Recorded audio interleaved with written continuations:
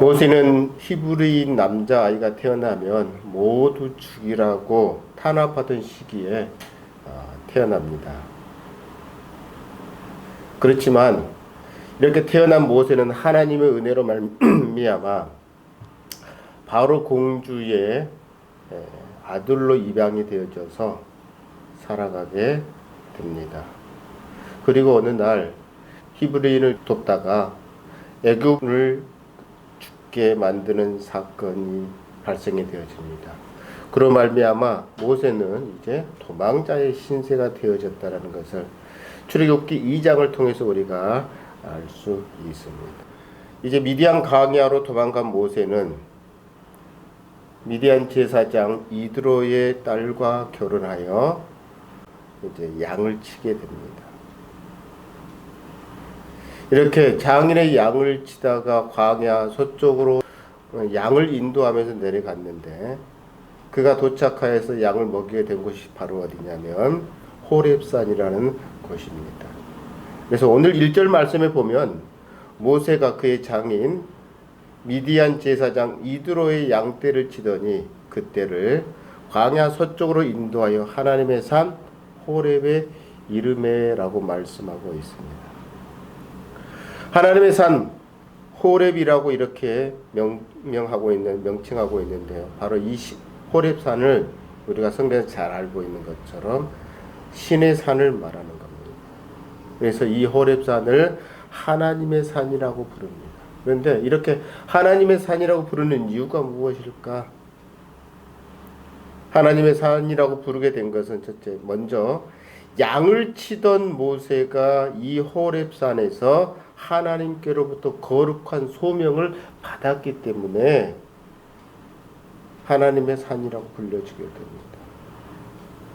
그리고 이 산에서 거할 때 율법을 받았기 때문에 하나님의 산으로 불려지게 되는 거죠. 2절 말씀이죠. 여호와의 사자가 떨기나무 가운데로부터 나오는 불꽃 안에서 그에게 나타나시니라. 그가 보니 떨기나무에 불이 붙었으나 그 떨기나무가 사라지지 아니하는지라. 도망자가 되어서 장인의 양떼를 치고 있는 모세, 그는 도망자에 불과했습니다. 오랜 시간이 지나서 약 40여 년이나 지나서 하나님은 모세 앞에 나타나셨는데 떨기나무 불꽃 가운데 나타나셨다라는 겁니다. 떨기나무 불꽃은 무엇을 상징해 주고 있냐면 이스라엘 백성들이 애굽 땅에서 노예로 전락하여 피곤한 생활, 힘든 생활, 고난의 삶을 살고 있음을 보여주는 부분입니다. 또 이 불꽃은 바로 이스라엘을 구원하시고 함께 해 주시겠다는 의미에서 하나님이 떨기나무 불꽃 가운데 나타나신 것입니다. 3절 말씀에 보면 이에 모세가 이르되 내가 돌이켜 가서 이 큰 광경을 보리라. 떨기나무가 어찌하여 타지 아니하는고 하는 그때에, 이렇게 말씀하고 있죠. 모세는 이런 현상을 바라보면서 매우 놀란 눈으로 바라봅니다. 그리고 이 떨기나무 불꽃 사이엔 초자연적인 능력이 나타나고 있음을 감지하게 됩니다. 하나님은 어찌하여 모세 앞에 나타나실 때 떨기나무 불꽃 가운데 이렇게 초자연적인 현상을 보여주시면서 나타나셨을까요? 그것은 모세가 미디안 광야에서 40여 년간 목자의 삶을 살면서 최선을 다하고 있는 것을 지켜보셨기 때문에 때가 되어져서 나타나셨다라는 거예요. 무려 40년 동안 모세가 양을 돌보며 지키는 훈련을 시키셨고 이제 그 양을 지키고 보호하는 준비가 되어졌기 때문에 그때 나타나신 거예요. 그렇습니다. 하나님은 우리를 훈련시키시되 오랜 기간 동안 기다려 주십니다. 그리고 준비가 되어질 때까지 하나님은 또 우리를 훈련시키십니다. 왜 훈련시키시고 기다리시고 지켜보실까요? 그것은 사명자로 세우시기 위함입니다. 모세를 하나님께서 부르신 때는 모세가 일상생활 속에서 최선을 다할 때 부르고 있었습니다. 모세가 이집트의 바로 공주의 양아들로 있을 때, 이집트 왕자로 있을 때 부르신 것도 아니었고, 자신의 힘과 능력으로 세상을 바꿀 수 있을 때 부르신 것도 아니었습니다. 그저 미디안 광야에서 양을 치며 최선을 다하는 삶, 일상의 생활 속에서 최선을 다하고 있을 때 하나님께서는 그에게 나타나셔서 그를 부르셨다는 것이죠.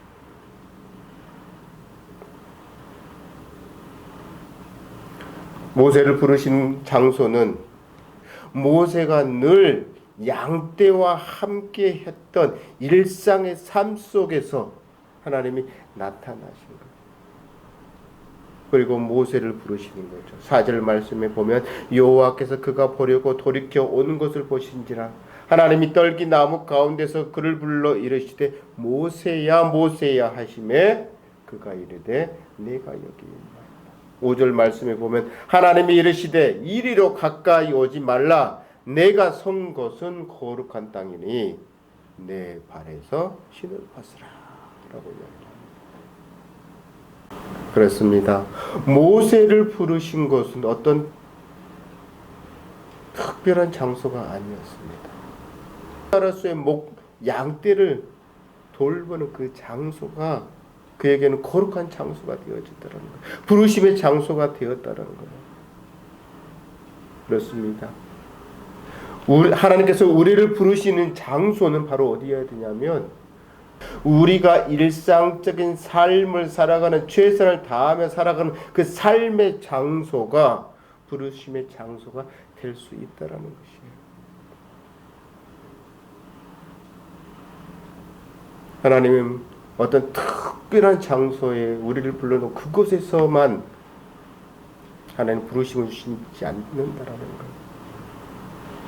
때문에 우리는 일상생활 속에서 항상 거룩한 삶을 살아야 됩니다.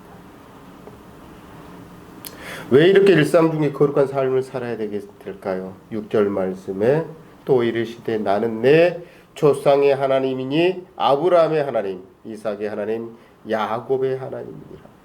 모세가 하나님 배웠기를 두려워하여 얼굴을 가리매라고 말씀하고 있는 것처럼 바로 일상 중에 일상의 삶 속에 우리가 거룩한 삶을 살아야 하는 것은 바로 아브라함의 하나님, 야곱의 하나님, 이삭의 하나님, 이 하나님이 이들과 언약을 맺었고 그 언약을 근거하여 하나님께서는 자신을 계시하였고 또 이스라엘 백성들의 삶에 개입하여서 역사를 이끌어 오셨기 때문에 이처럼 하나님께서는 우리의 삶 속에 역사하셔서 이 언약을 기반으로 역사하셔서 개입하셔서 역사를 이끌어 가시기 때문에 우리가 일상의 삶 속에서 거룩한 삶을 살아가야 되는 거예요.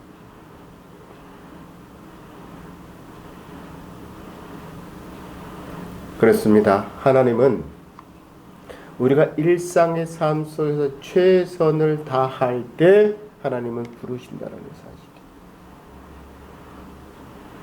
하나님을 우리를 부르실 때 어떤 특별한 장소 속에서 부르시지는 않는다라는 것.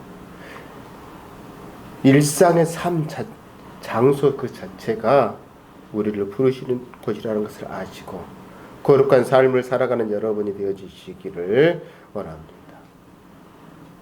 양을 치던 목자였던 모세를 하나님께서 호렙산으로 이끄시고 그곳에서 양을 먹이고 있는 돌보고 있는 그 모세에게 소명이 주어집니다. 그렇다면 모세에게 주어진 소명은 무엇이고 또 왜 그를 부르셨을까요? 바로 이스라엘 백성들을 출애굽하고 백성을 구원하시려고 하는 것입니다. 왜냐하면 7절과 8절, 9절, 10절 말씀에 보면 애굽에 있는 이스라엘 백성들은 지금 고통 중에 있습니다. 고통 중에 있는 그 이스라엘 백성들이 부르짖고 있고 그 근심들을 알고 있기 때문에 이제 모세를 통해서 그들을 출애굽시키도록 이끄는 사명을 부여하시기 위해서 모세를 부르신 거예요.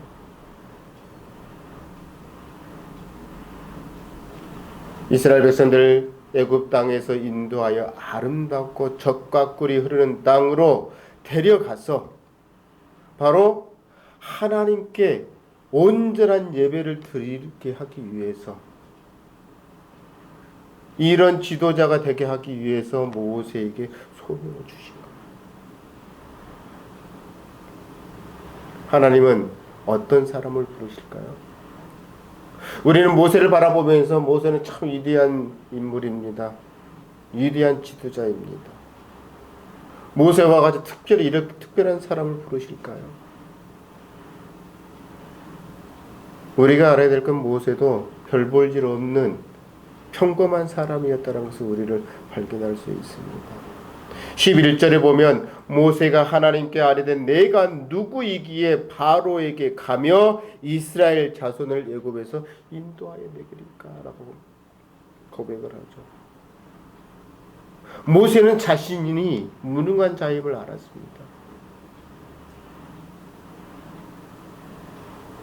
모세는 과거에 얽매여 사는 과거 지향적인 사람이었습니다. 특별히 뛰어난 뭔가를 가지고 있는 사람도 아니었습니다. 모세는 과거 실패자였고 현재는 그저 양을 치며 별 볼 일 없는 자로 살아가는 자였으며 심지어 처갓집에 얹혀 사는 사람이었습니다. 그리고 모세 자신의 힘으로 이스라엘 백성들을 돕려다가 오히려 도망하여 도망자의 신세로서의 삶을 살고 있는 게 지금 현재 모세의 모습이었어요.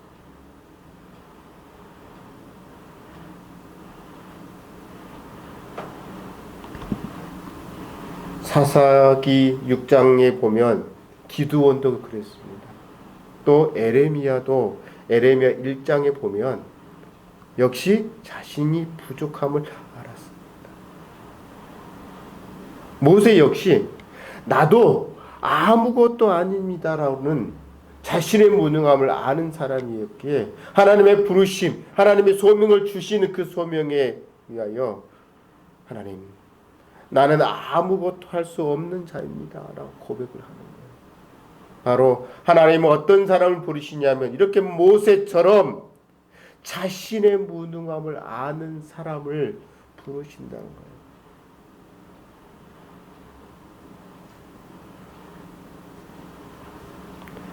자신의 무능함을 아는 자들은 어떠한 삶을 살아갈까요? 일상 속에서 최선을 다하는 삶을 살아갑니다. 모세는 40년 동안 도망자로서의 미디안 광야에서 장인 이드로의 양떼를 치면서 무엇을 배웠느냐면요, 겸손함을 배웠습니다. 어떻게 하면 양떼를 잘 돌보고 그 양떼들이 안전하게 그 양떼를 지킬 것인가라는 것을 배웠습니다. 또한 어떠한 삶이 최선의 삶인지를 그 양떼를 지키는 훈련을 통해서 배웠습니다. 모세는 참으로 감사했습니다. 도망자의 신세였지만 이렇게 양떼를 돌보면서 겸손과 돌봄과 지킴, 최선의 삶이 무엇인지를 알게 해주신 그 하나님께 감사한 삶을 살았습니다. 그래서 모세는 하나님과 동행하면서 일상의 삶 속에서 거룩한 삶을 살려고 어떤 애를 썼던 사람입니다. 모세가 뛰어났거나 유능했거나 능력이 있거나 이런 사람이 아니었다는 사실입니다. 바로 하나님은 이렇게 무능한 사람을 사용하시고 특별히 무능한 사람이었지만 하나님과 동행하면서 거룩한 삶을 사는 사람을 부르시고 그에게 소명을 주신다라는 사실이에요.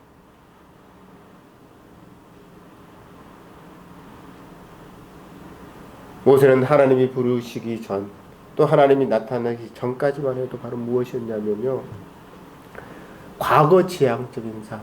나는 이런 사람이야. 나는 내 동포를 도우려다가 오히려 도망자가 되어졌고, 처갓집에 얹혀 살고 처갓집 장인의 양떼나 돌보는 사람일 뿐이야 라고 하면서 과거 지향적인, 과거에 얽매여 살면서 사는 과거 지향적인 사람이었습니다. 그렇지만 하나님은 12절에 이렇게 표현하시죠. 모세를 향해서 하나님이 이르시되 내가 반드시 너와 함께 있으리라 라고.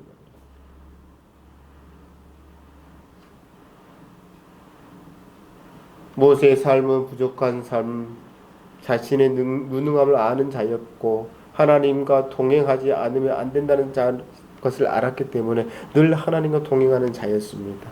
이 사실난 하나님은 모세를 부르시고 모세에게 소명을 주시면서 이렇게 말하는 거예요. 내가 반드시 너와 함께 있으리라 라고 말씀하는 거죠.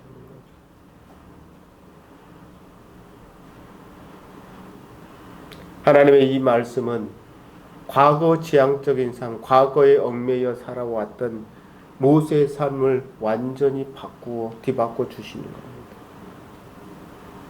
그래서 모세는 이제 이 하나님의 말씀을 의지하여 미래 지향적인 사람으로 생각을 바꾸게 됩니다. 그 말씀이 무엇입니까? 바로 하나님께서 모세에게 말씀하신 내가 반드시 너와 함께 있으리라 라는 말씀이었습니다. 오늘 하나님께서는 우리에게 말씀하십니다. 하나님께서 반드시 우리와 함께 하시겠다라고 말씀해 주고 계십니다. 우리의 삶 속에 여러 가지 어려운 상황이기 때문에 좌절하고 절망해 있습니다. 그렇다면 이 말씀을 통해서 이 말씀을 의지하여 미래의 꿈을 꾸는 여러분이 되어주시기를 원합니다. 더 이상 모세는 과거에 얽매여 사는 과거 지향적인 사람이 되지 아니하였습니다. 과거 지향적인 사람은 어떤 사람입니까? 자신의 인간의 능력을 가지고 뭐든지 해결하려고 하는 사람. 우리가 과거에 얽매여 나는 과거에 이러이러한 사람이었는데 내가 이러이러한 사람이었는데 라고 말하면서 과거에 얽매여 있는 사람이 과거 지향적인 사람입니다. 미래 지향적인 사람은 어떤 사람입니까? 하나님의 말씀을 의지하는 사람. 이게 바로 미래지향적인 사람입니다. 하나님은 우리를 부르실 때, 모세를 부르실 때 어떤 모습을 바라보고 부르셨습니까? 거룩한 삶을 살면서 하나님의 말씀하셨을 때 그 말씀을 의지하는 사람 부르신다라는 사실이에요. 그리고 그 말씀을 의지하면서 과거 지향적인 삶에서 벗어나 미래 지향적인 삶을 살아가는 자를 불러 쓰신다라는 사실이에요. 하나님이 부르시는 사람은 뛰어난 사람이 아니라는 거예요. 인간의 힘과 능력으로 모든 것을 할 수 있는 사람을 부르시는 게 아니라는 거예요. 어떤 사람을 부르신다라는 겁니까? 하나님의 말씀을 의지하여 살아가는 사람, 그리고 거룩한 삶을 살아가는 미래지향적인 사람을 하나님 불러서 사용하신다는 사실.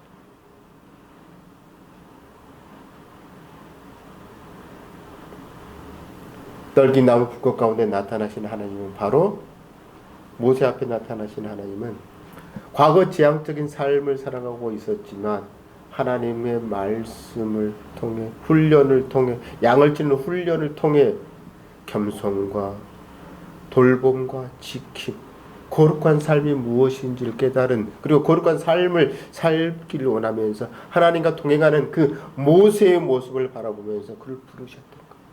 오늘 우리를 부르실 때 하나님은 우리를 부르시고 계시는데 우리가 이러한 모세와 같은 모습 속에서 삶을 살아가기를 원하면서 우리를 부르시는 거예요. 모세는 과거 인간의 능력을 의지했던 사람입니다. 그래서 그는 이렇게 생각했습니다. I am something. 나는 중요한 사람이다라고 생각을 했었어요. 그러나 지금 현재 모세는 이렇게 생각하고 있어요. I am nothing. 나는 아무것도 할 수 없어.